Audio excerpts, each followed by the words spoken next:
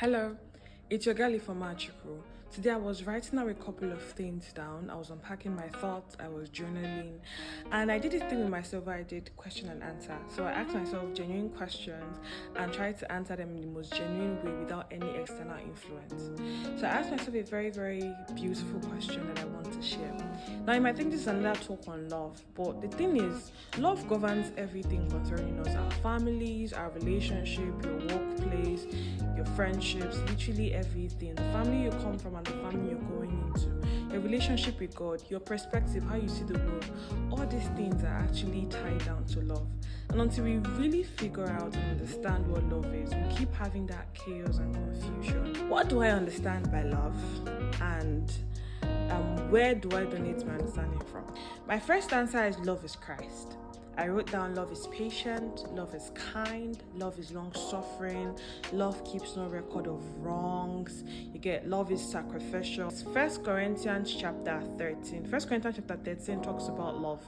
From verse 4 down, talks about how love is kind, how love is patient, how love keeps no record of wrong, how love is enduring. You understand? And when you look at the life of Christ, he left heaven for us, took upon sin that he never had to take upon for us, and then died on the cross of Calvary for us. So if I sin today, I'm forgiven because God first loved me. That's why he said, husbands, love your wife as Christ loved the church and gave himself for her.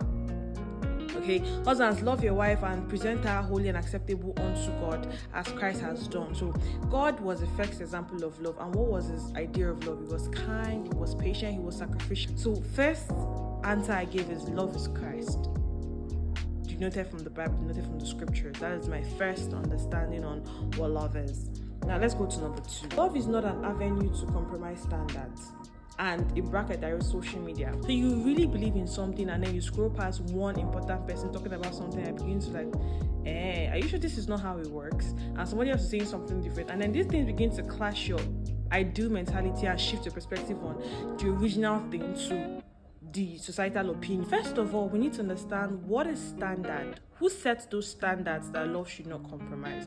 What standard did Christ set for us, and haven't we compromised every single one of it? So I think love being an avenue to compromise standard is, yes, there are things that are non-negotiables, like you must love God. You must be a child of God. For some people, you must love tradition. You must be understanding. You must be caring. Okay, there are some basic standards that I believe here should not be compromised. But these other unrealistic standards that a lot of us set for ourselves, if you're not giving me $1 million, I won't be talking to you, or all of that.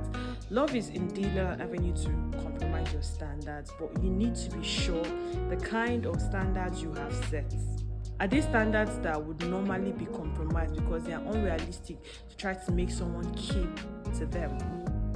Okay, now that is on number 2. Number 3 here says, love is how much I am willing to compromise. This might just be a very big misunderstanding. Love is how much I'm willing to compromise. So this thing really said, you are not El Shaddai. If you try to be El Shaddai, you shall die. So yes, I think at some point growing up, when they always taught us about Christ, how Christ loved us so much, the first proof of love is God. And John 3:16, God so loved the world that he gave. God so loved the world that he gave. I took that scripture so dear to heart, and they always said, be the kind of person you want to attract. So that thing you're looking for in a person, you have to first become it, and the factor already existing in you will attract the other person, right? So I took it to heart. Say, God so loved the world that he gave, so much so that I'm willing to give my life. Now, it's very beautiful to give. Be a giver. Blessed is he that gives than he that takes. You get, give us never lack. Give and it shall be given unto you. Good measure, shaking together, pressed down. A lot is being spoken on giving. Giving is good. And yes, you have to be the kind of person you want to be with. So even when you see the right person, you're not the wrong person. But now, why I said this might be a very big misunderstanding is because what this understanding has done for me is that I give so much even when I'm not supposed to give. Even when I'm not in the position to give, I give so much that I begin to expect things that might not come back. I begin to hope for reciprocations that might never happen. So even as a girlfriend, you're giving wife duties. As a friend, you're giving relationship duties because you don't know when to draw the line. God so loved the world that he gave. And what did he give? He gave all. He gave his son. He gave his life. He gave a part of himself. So the proof of love is that I give. I'm supposed to be Christ on earth, right? I'm a representation of God. So I give. You give your life, you give your body, you give your mind, you give. And so much so that when they now leave you, you have nothing left to hold on to. Like, you've given everything. Now, I'm not saying you should not give, but I'm saying there's a caution to what you give. There should be a boundary to how much you give, and there should be a level to which you give. So you give at every point what is due to be given. Don't know if this makes sense. Yes, God gave us his son, but giving us his son was very, very necessary. Yes, his son gave us his life, but giving us his life was very, very necessary. It was for a purpose. It was for something to be fulfilled. You are giving all you are giving. Why are you giving it? What purpose are you giving it for? What will be fulfilled from what you are giving? This is a question I had with myself, and I'm having it to whoever else that needs to answer this question or needs to hear this. That yes, love is about giving. As a man give, as a woman give, but please give with caution. Give with understanding. The thing I wrote here, number 4, is love is a pact to loyalty and faithfulness that two people in agreement decide to take. So love is a pact to loyalty and faithfulness that two people in agreement have decided to take. The Bible said, can two work together unless they agree? No. You need to find a person that agrees with you, and then both of you decide, what is love? So what is love to me? What is love to you? Okay. How do our beliefs of love unite? And how do we work together to find the achievable end? Because for everything there has to be a process, and then the process will lead to an end. Although an end is also a process, depending on how you see. Because just like say, happily ever after. Happily ever after is mostly marriage, right? Marriage is also a process that will lead to an end. You get happily ever after can be finally we fell in love and we're in a relationship. It would lead to an end. So it's both of you deciding, okay, this is what I believe love is. This is what you believe love is. Do I agree with what you believe love is?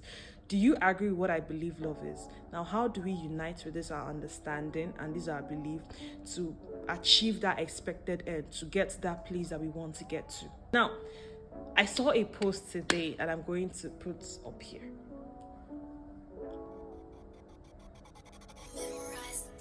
Have you read this? Okay, now, see, a lot of us have not understood what love is. Because you got married doesn't mean you experience love. A lot of people don't get to experience love until they die. It's like this thing you're willing to fight for against all odds. This thing you've chosen, and no matter how imperfect it is, you're willing to stay with it until it bears perfection. Love is truth. Love is sacrifice. Love doesn't need to be convenient to exist. Love exists even in inconvenience, even in the confusion. If I say love to me is peace, you say love to you is whatever love is to you. We will come together and agree together, saying, okay, fine, this is our understanding of love.